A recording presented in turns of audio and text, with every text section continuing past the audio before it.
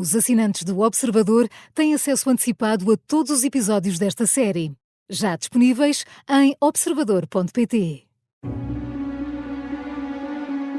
São 8 da noite de 3 de julho de 1940. O Duque de Windsor está há pouco mais de 3 horas em Lisboa.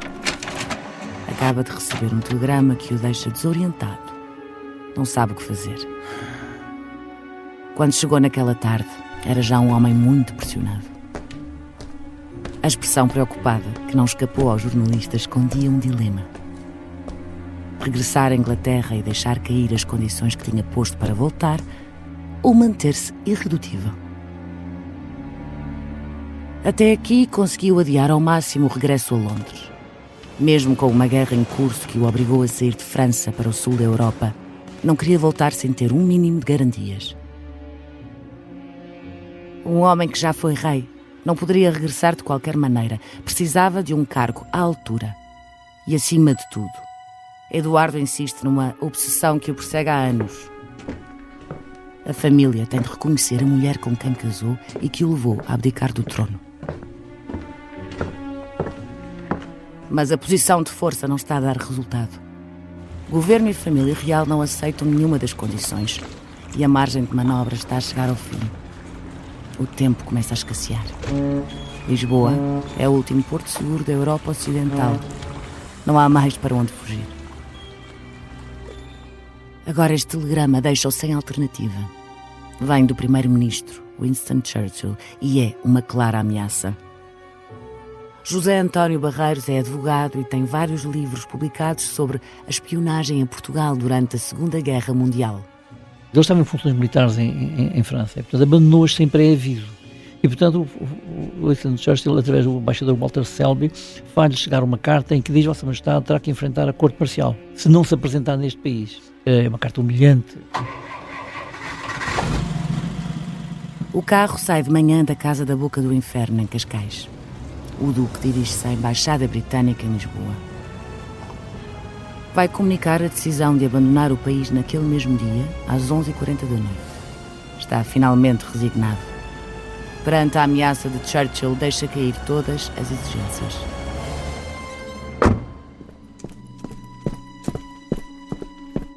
Mas assim que chega à Embaixada, um palacete na rua São Francisco de Borja, Eduardo recebe um novo telegrama, inesperado.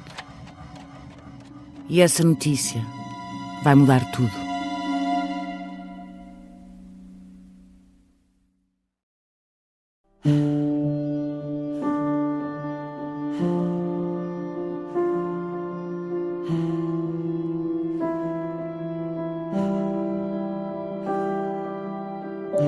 Ninguém o preparou para o dia seguinte.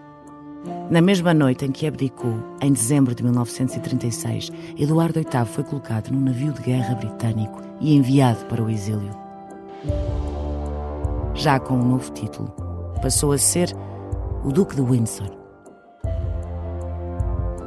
De repente, o homem que estava habituado a ter cada segundo da vida programado por conselheiros ficou completamente sozinho, sem saber o que fazer.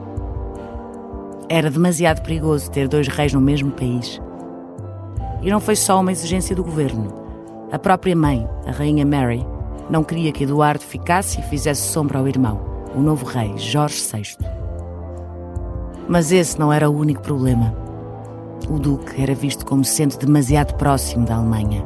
E meses depois de abdicar, irá confirmar isso mesmo quando se encontrar pessoalmente com Hitler. Um encontro que até hoje está envolto em mistério. Em julho de 1940, quando vem para Lisboa fugido da guerra, o Duque está no centro de uma intriga internacional que se vai desenrolar em Portugal. E assim que chega à Casa da Boca do Inferno, Salazar não perde tempo. Vai ter um agente português a seguir todos os passos que der.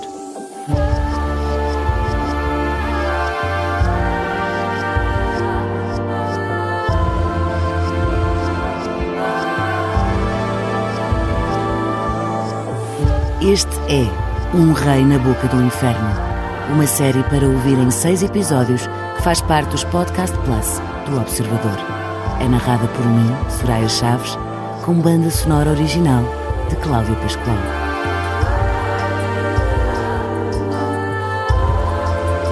Episódio 2. Um chá com Hitler. Na Kia, acreditamos que o movimento inspira ideias e é a partir das histórias do passado que estamos a escrever a história do futuro. Descubra o Kia EV6, 100% elétrico, a vanguarda da mobilidade sustentável. Kia, movement that inspires.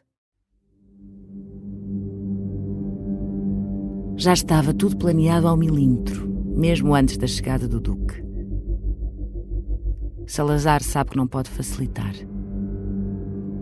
O caso do hóspede da Casa Cor-de-Rosa em Cascais é demasiado sensível para haver alguma falha. Por isso, o ditador entrega-o ao diretor da PVDE, a Polícia de Vigilância e Defesa do Estado, antecessora da PIDE. O capitão Agostinho Lourenço está há 10 anos à frente da temida Polícia Política do Estado Novo. Ficaria conhecido pela oposição ao regime como o Anjo Negro de Salazar. Por esta altura, a oposição interna já está razoavelmente controlada. O problema é agora o enorme número de refugiados da guerra e agentes de serviços secretos de outros países que circulam por Portugal. Na maior parte dos casos, Lourenço limita-se a observar as atividades e as disputas entre as secretas inglesas e alemãs na capital, sem grande intervenção. Mas este não é um caso qualquer.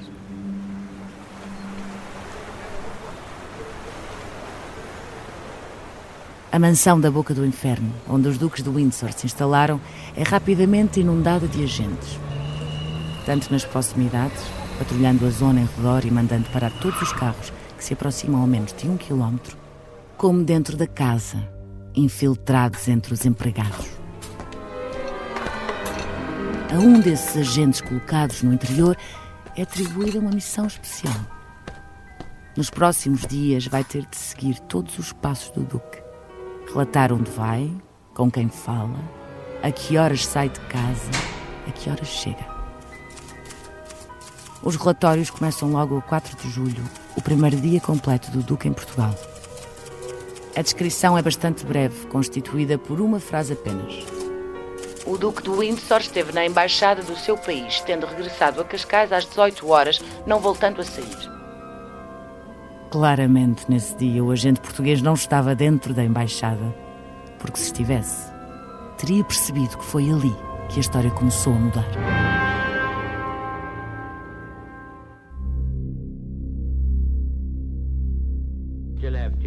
Churchill tem uma certeza. Ter um antigo rei à solta numa Europa em guerra é um risco demasiado elevado. Por um lado, o primeiro-ministro britânico teme que os nazis possam ter a tentação de o raptar para chantagearem o governo e a família real. Depois há um segundo cenário, impensável para Churchill, mas que os acontecimentos dos últimos anos obrigam a equacionar. Até que ponto estaria Eduardo disposto a colaborar com os alemães? É urgente forçá-lo a regressar a casa. Mas o Duque mantém-se irredutível. Não volta a Londres sem que o governo aceite as condições dele. Ainda que aos poucos as vá suavizando. Deixa cair a exigência de que a mulher Wallis seja tratada como Sua Alteza Real. Quer apenas que seja recebida pela família. Quando nada mais resulta, Churchill ameaça o Duque com a lei marcial, por ter abandonado o posto militar que ocupava então em França sem qualquer aviso. Mas há um pormenor que vai mudar tudo. O telegrama com a ameaça de levar o Duque a tribunal militar é enviado a 1 de agosto para Madrid, por onde os duques passaram antes da chegada a Portugal. Mas já não é lido por Eduardo, que entretanto tinha saído para Lisboa. Sem ter qualquer resposta durante 2 dias, Churchill decide mudar a posição do governo e encontrar uma nova solução para o problema. E é assim que, na manhã do dia 4 de agosto, envia uma nova proposta para Lisboa, sem saber que, à chegada, o Duque tinha recebido finalmente o telegrama com a ameaça do Tribunal Militar e até já estava disposto a regressar a casa sem qualquer exigência. Era isto que o agente da Polícia Política Portuguesa não sabia e por isso não podia ter escrito no relatório que seria lido por Salazar. Quando Eduardo entra na Embaixada Britânica pronto para anunciar o regresso de avião nessa mesma noite, é confrontado com uma notícia inesperada. Recorda Andrew Lawney, autor do livro O Rei Traidor. É dada uma escolha ao Duque de Windsor. Ele é nomeado governador das Bahamas. Não era o trabalho que ele desejava, mas é alguma coisa. Serve os interesses dos britânicos porque o tira de Portugal. E a alternativa é que Churchill o ameaça com a lei marcial. Para Churchill, que estava no cargo há apenas mês e meio, era a solução ideal para manter o Duque afastado da Inglaterra. Mas para um homem que tinha sido rei, era uma humilhação. Governador das Bahamas. Um pequeno arquipélago distante nas Caraíbas. Era um cargo menor, sem qualquer relevância, numa das zonas mais remotas do Império. Era, na prática, uma espécie de exílio forçado. Mais do que isso, era também um golpe pessoal. 4 anos antes, Winston Churchill, que na altura ainda não era primeiro-ministro, mas apenas mais um deputado conservador, tinha sido um dos maiores apoiantes do rei na crise da abdicação. A relação era próxima. Churchill tentou fazer tudo para que Eduardo VIII não desistisse do trono. E quando isso se tornou inevitável, até o ajudou a rever o discurso da abdicação. Mas assim que Churchill se tornou primeiro-ministro, tudo mudou. Agora estão os dois em lados opostos e a mensagem é clara. Churchill não confia nele e os acontecimentos dos últimos anos dão razões para isso.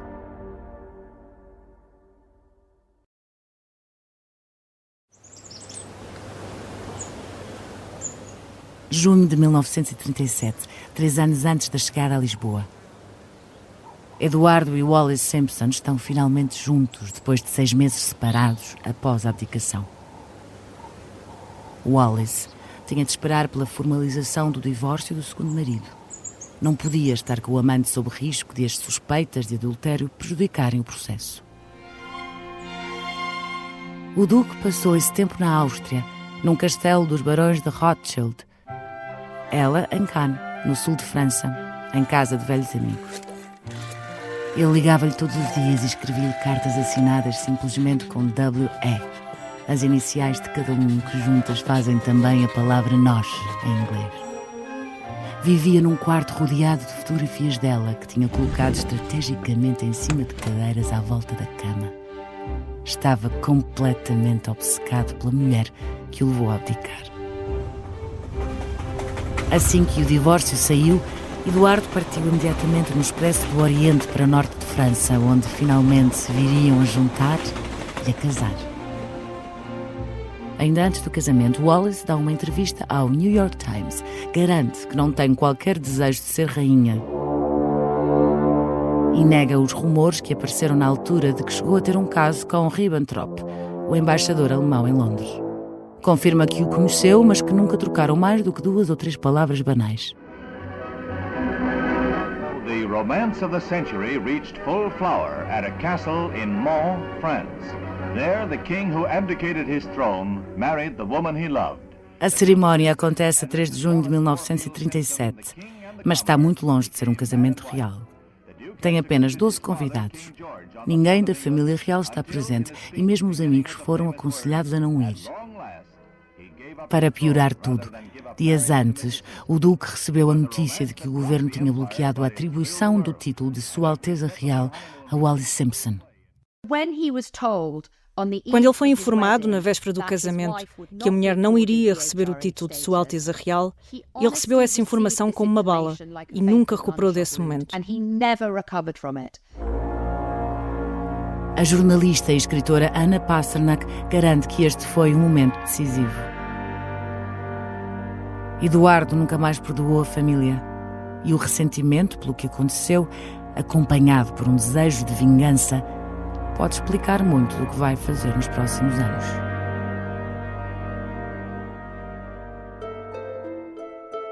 O castelo onde o casamento acontece pertence a um milionário franco-americano. Charles Baudot é considerado na altura o 5º homem mais rico da América. Mas o empresário tem também muitos interesses económicos na Alemanha nazi. E o castelo não foi uma oferta completamente desinteressada, explica o historiador Alexander Larman. Baudot organizou este casamento que obviamente tinha todo o tipo de luxos que possam imaginar. Podemos dizer que era digno de um rei, mas o que aconteceu foi que, a seguir, Bedeau pediu, como uma espécie de qui pro quo, que Eduardo fosse à Alemanha e visitasse Hitler no final de 1937, porque Bedeau tinha muitos interesses comerciais na Alemanha e estava preocupado que os nazis começassem a fazer muitas perguntas e, possivelmente, expulsá-lo do país. Por isso, ele queria mostrar essa amizade com Eduardo, mostrar que era alguém com quem ele podia contar, e isso reforçava a posição dele.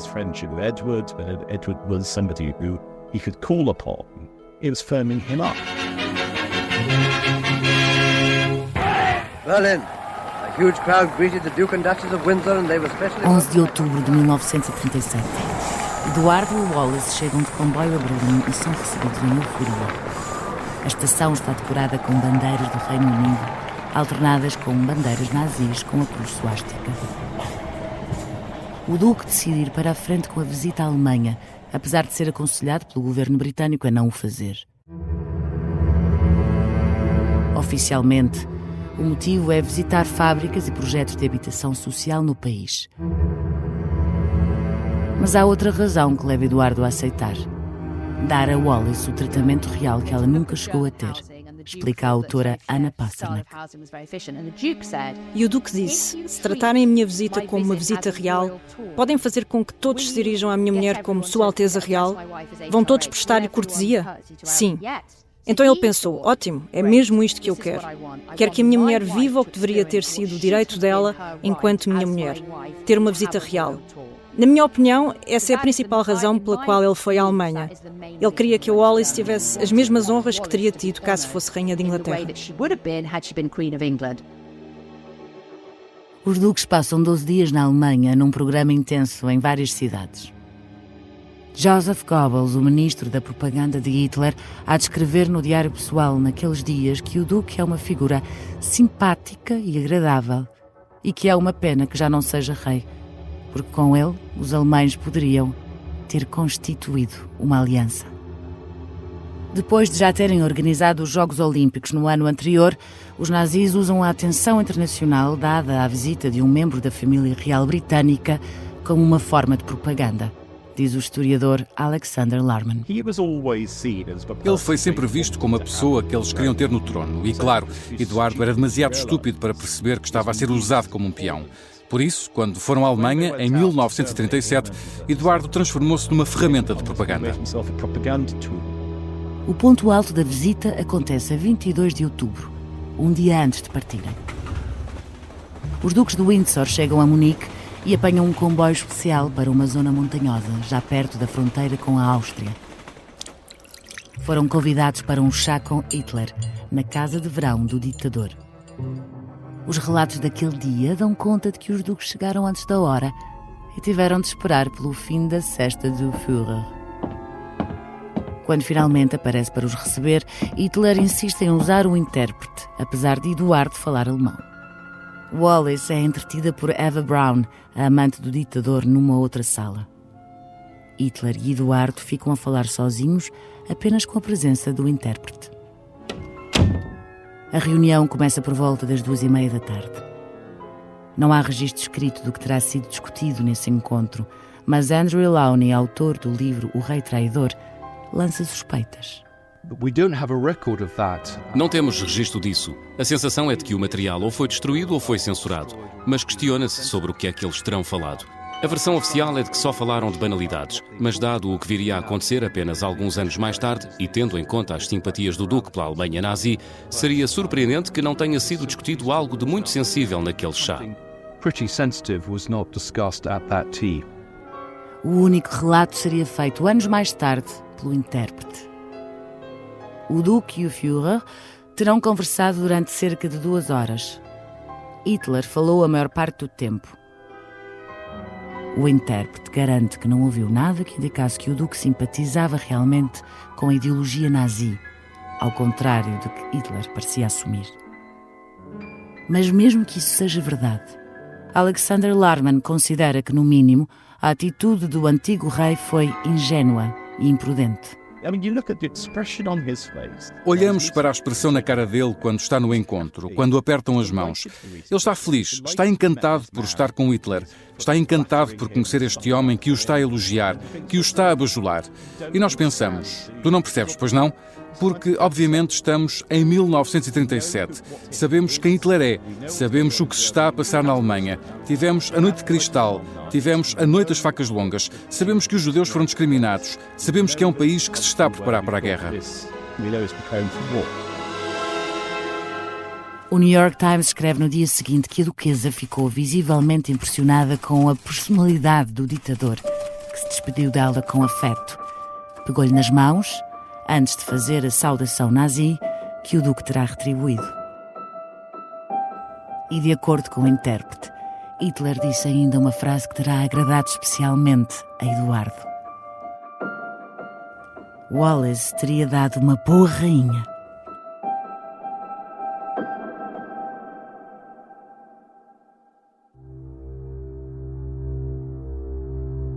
Décadas depois, não há um consenso sobre o que aconteceu durante aqueles dias na Alemanha.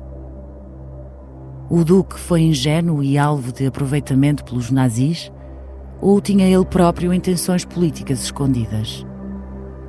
Da mesma forma, nunca haverá também um consenso sobre os acontecimentos que vão ter lugar 3 anos depois, em Lisboa.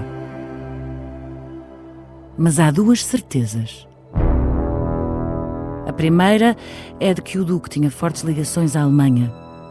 Muitos dos antepassados eram alemães, fruto do cruzamento das 2 casas reais. Na infância e juventude, Eduardo passou largas temporadas de verão no país e adorava a cultura alemã, garante a autora Anna Pasternak. Ele era pró-alemão, ele adorava as ligações à Alemanha. A única coisa na qual teve sucesso em toda a carreira académica foi no alemão. Mas ser pró-alemão não faz dele pró-nazi. A segunda certeza é de que antes da guerra e mesmo já durante o conflito, o duque faz parte dos que defendem a paz negociada com a Alemanha, mesmo que sejam necessárias concessões. Winston Churchill, o primeiro-ministro que conduzirá o Reino Unido durante a guerra, dizia que essa posição era a mesma coisa que alimentar um crocodilo na esperança de que ele só nos comesse em último lugar. Mas Eduardo esteve perto do campo de batalha durante a Primeira Guerra Mundial. Testemunhou os horrores da guerra e dizia que não queria a repetição de um novo conflito devastador na Europa. E quando os sinais de tensão com a Alemanha de Hitler começaram a surgir e uma nova guerra parecia cada vez mais certa, o duque achava que a Inglaterra estava a virar-se para o inimigo errado. Explica o historiador Alexander Larman. Ele sempre acreditou que o inimigo principal não era a Alemanha ou o fascismo, era o comunismo ou a Rússia. Ele dizia sempre, são esses que nós temos de combater. Nós estamos a lutar contra o inimigo errado. Devíamos olhar para este, não devíamos olhar para pessoas que são nossos aliados naturais. E claro, o que ninguém lhe conseguia explicar é que sim, a Rússia seria nossa inimiga a seu tempo também, mas agora tínhamos um louco expansionista cujo único objetivo era subjugar outros países e eliminar os judeus. Se calhar era melhor olhar para mais perto de casa e ver as dificuldades que enfrentamos. Nos meses antes de a Segunda Guerra Mundial começar, Eduardo multiplicou-se em esforços para evitar o conflito. Em maio de 1939, a convite de um amigo da estação norte-americana NBC, aceita gravar uma comunicação de apelo à paz. I speak simply as a soldier of the last war. The supreme importance of averting war will, I feel confident, impel all those in power to renew their endeavors to bring about a peaceful settlement. A gravação foi encontrada anos depois, perdida nos arquivos da BBC. Nunca chegou a ser transmitida no Reino Unido, apesar de ter ido para o ar no resto do mundo. Muitos interpretam-na como uma forma de o duque estar a pedir aos britânicos para que se rendam antes mesmo de a guerra começar. Depois, a 27 de agosto, Eduardo envia um telegrama pessoal a Hitler, recorda o encontro de há 2 anos durante a visita à Alemanha e faz um apelo a uma solução pacífica. O Führer responde-lhe a 31 de agosto e garante que tem todas as intenções de evitar uma guerra com a Grã-Bretanha. No dia seguinte, a 1 de setembro, a Alemanha invade a Polónia. É o início da Segunda Guerra Mundial. – 5 de julho de 1940. A guerra está em curso há 10 meses. 2 dias depois de chegar a Lisboa, o duque volta à embaixada de Inglaterra. À tarde regressa a casa. Em Londres, os britânicos preparam-se para serem bombardeados. No Estoril, o Duque sai para jogar golfe. Relatório do agente da PVDE. Quando estavam a meio do jogo, apareceram os fotógrafos da Lisboa Film para o filmar. Mas o Duque ordenou-me que os impedisse de tal, pois não queria que dissessem que, enquanto a sua nação estava em guerra, ele estava a jogar o golfe. Mas no dia seguinte, volta a jogar golfe. Um homem escondido nos arbustos consegue tirar uma fotografia. O agente português repara e apreende-lhe a máquina. Nesse mesmo dia à noite, o Duque recebe na Casa Cor-de-Rosa o proprietário da mansão, o banqueiro Ricardo Espírito Santo, e a mulher. Ficam até à 1 da manhã. No dia seguinte, o encontro repete-se. O casal chega ao meio-dia e volta a sair depois da meia-noite. O Duque tinha acabado de combinar com o banqueiro as condições em que ficaria ali a residir. A estadia em Portugal, que deveria ter sido apenas de 1 ou 2 dias, estava afinal para durar.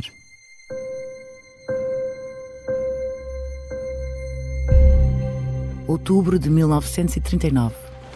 8 meses antes da chegada dos duques a Lisboa. Com os nazis a avançarem na Europa, Eduardo é nomeado oficial de ligação com as forças francesas e é-lhe dado o título honorário de Major-General. O Duque é muito popular entre os soldados e faz várias visitas pelo norte de França para levantar o moral das tropas. É suposto ser uma função meramente cerimonial, dar-lhe algo para fazer durante a guerra e ao mesmo tempo mantê-lo afastado de Londres. Mas o Duque leva o trabalho a sério. Jorge VI não queria realmente o irmão em Inglaterra, preocupava-se em ser ofuscado. Por isso enviaram-no de volta para a França e pensavam que esse trabalho seria um tacho, que ele não iria realmente fazer nada. Era só preciso observar, visitar as defesas francesas, fazer relatórios sobre o moral das tropas, a qualidade dos generais e dos soldados. Mas Eduardo levou o trabalho a sério. Ele foi nestas viagens, escreveu longos relatórios que foram ignorados pelos britânicos, o que o irritou. Os relatórios são devastadores, recorda o escritor Andrew Lowney. O Duque destaca a falta de preparação e disciplina das forças francesas e a demasiada dependência da linha Maginot, a linha de fortificações e sistemas defensivos construída ao longo da fronteira com a Alemanha. Por essa altura, os duques continuavam próximos de Charles Baudot, o milionário que lhes tinha emprestado o castelo para o casamento no norte de França e que tinha promovido a viagem dos duques à Alemanha. Hoje suspeita-se que terá sido através de Baudot que muitas das informações recolhidas por Eduardo possam ter chegado aos alemães.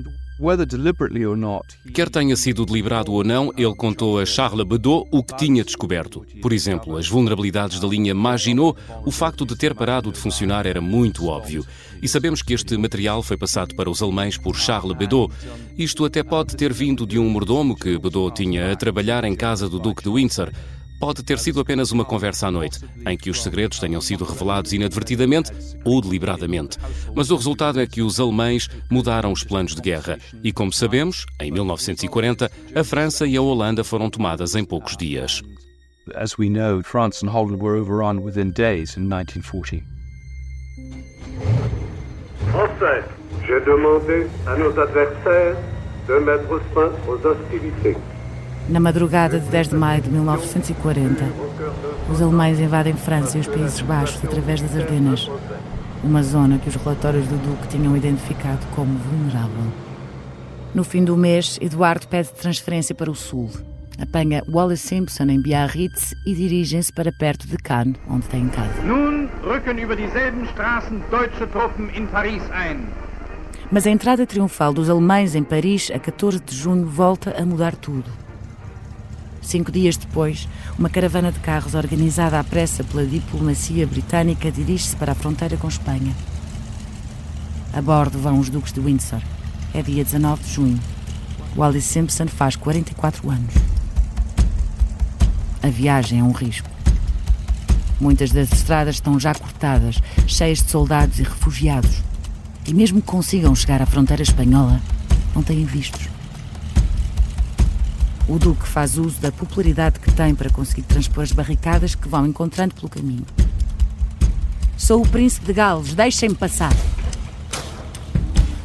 Na fronteira, os guardas hesitam em conceder o visto, mas depois de alguma persuasão, autorizam a entrada no país. os duques passam por Barcelona e a 23 de junho, dia em que Eduardo faz 46 anos, chegam a Madrid. E assim que é informado disso em Berlim, há um alemão que vê na chegada do duque uma oportunidade que não pode perder.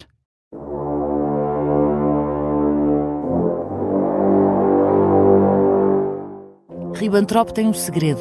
Sabe como impressionar Hitler, dizendo sempre aquilo que o chefe quer ouvir. Isso faz com que faça parte do restrito grupo de pessoas que se podem encontrar com o Führer a qualquer momento, sem ter sequer de marcar hora. E fez também com que tivesse tido uma ascensão meteórica na máquina nazi. Se em 1936 era embaixador em Londres, com a missão de convencer o rei Eduardo VIII a alinhar num pacto com a Alemanha, agora, em 1940, já é ministro dos Negócios Estrangeiros. E assim vai manter-se até ao final da guerra. Foi escolhido pelo Führer por ter vivido fora da Alemanha, por falar várias línguas e por não ser um velho diplomata de carreira, apesar de ter sido embaixador em Londres. É que Hitler desconfia da lealdade de muitos dos embaixadores. Um desses diplomatas diria mais tarde que Ribbentrop nunca percebeu nada de política externa. O único desejo que tinha era o de agradar ao chefe. E Ribbentrop aprendeu depressa que, perante um dado problema, o Führer era normalmente a favor da solução mais radical. Nas próximas semanas, o ministro dos Negócios Estrangeiros alemão vai ter uma única obsessão. Está convencido, e vai convencer Hitler, de que o Duque de Windsor é a chave para ganhar a guerra. –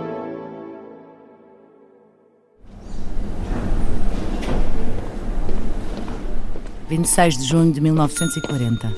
Lobby do Hotel Ritz, em Madrid. Os duques de Windsor dão entrada no hotel com dezenas de malas para uma estadia que se vai prolongar por mais tempo do que imaginavam inicialmente. O embaixador inglês na capital espanhola está nervoso.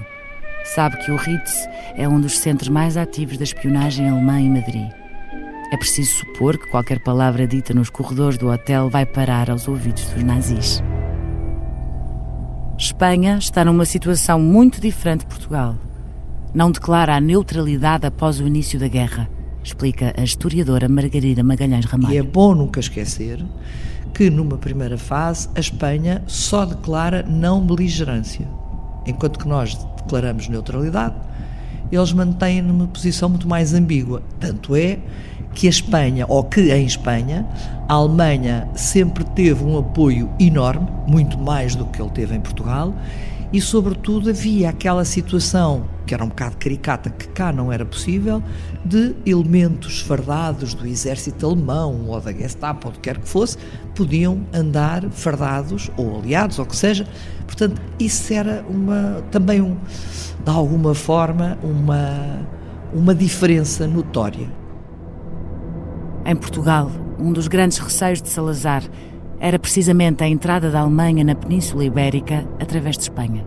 Chegou a ser ponderado logo em 40, na chamada Operação Félix, uma entrada, porque era a tal história, eles queriam chegar a Gibraltar para cortar as asas aos britânicos, mas depois tinham que ocupar a costa portuguesa.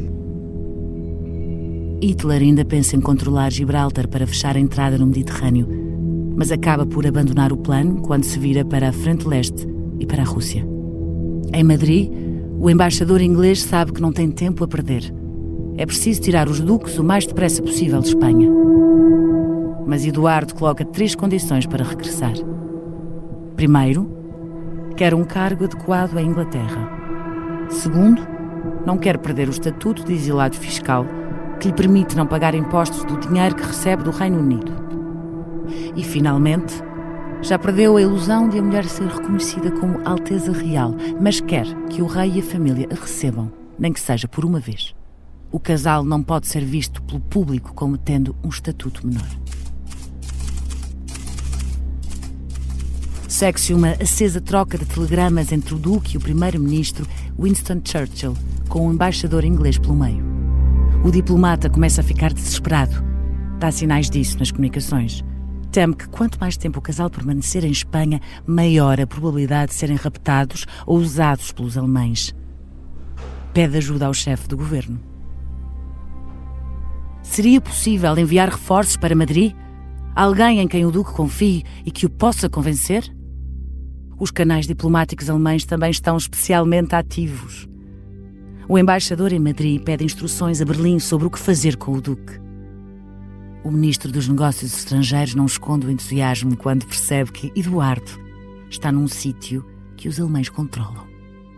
Ribbentrop pede ao embaixador para tentar reter o Duque mais algumas semanas em Espanha, sem que ele perceba que essa ideia partiu dos alemães.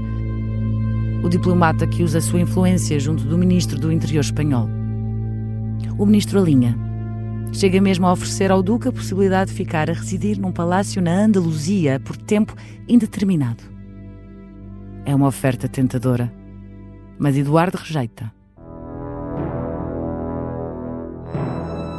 Pressionado pelo governo britânico, que o continua a querer fora de Espanha o mais depressa possível, aceita ir para Portugal. Quando a notícia chega a Berlim, Ribbentrop desata aos gritos. Não consegue esconder a frustração. Culpa a embaixada, mas também os espanhóis. Franco desiludiu-o. O Duque tinha-lhe escapado mais uma vez. Lisboa é a última oportunidade.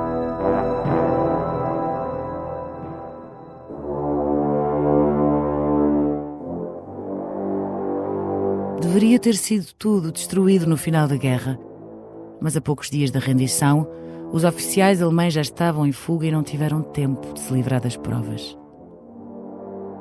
Em abril de 1945, os aliados começam a descobrir milhares de documentos oficiais que hão de revelar, ao pormenor, os segredos dos nazis. Entre eles estão 60 páginas que Winston Churchill e o governo britânico vão fazer tudo para destruir. As informações, se viessem a público, poderiam comprometer seriamente a imagem da família real. Os documentos revelam ao detalhe o plano que os alemães puseram em marcha em julho de 1940, em Lisboa. E implicam o Duque de Windsor. Mas essa é uma história para o próximo episódio.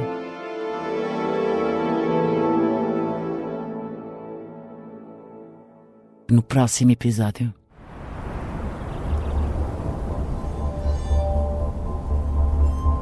No verão de 1940, o Palacete Cor-de-Rosa é a localização ideal para receber os Duques de Windsor. Fica num sítio isolado, perfeito para manter os hóspedes sob vigilância apertada. Todo este espaço onde é a casa está cercado, tem muros altos e é absolutamente controlável quer por uma polícia política, quer pelos serviços secretos ingleses. Anos mais tarde, a casa também vai aparecer nos ficheiros alemães encontrados no final da guerra e que os britânicos tanto se esforçaram por esconder.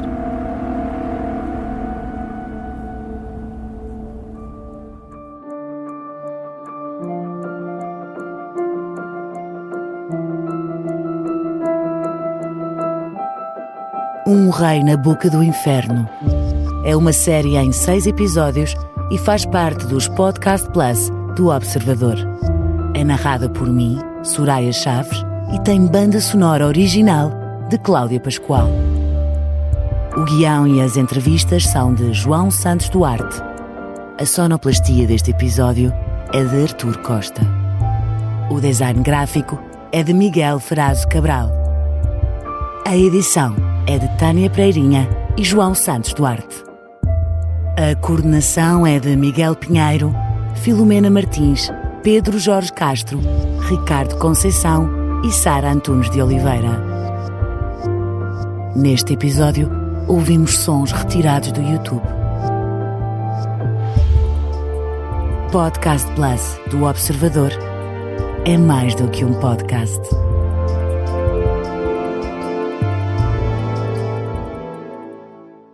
Os Podcast Plus do Observador têm o apoio da Kia.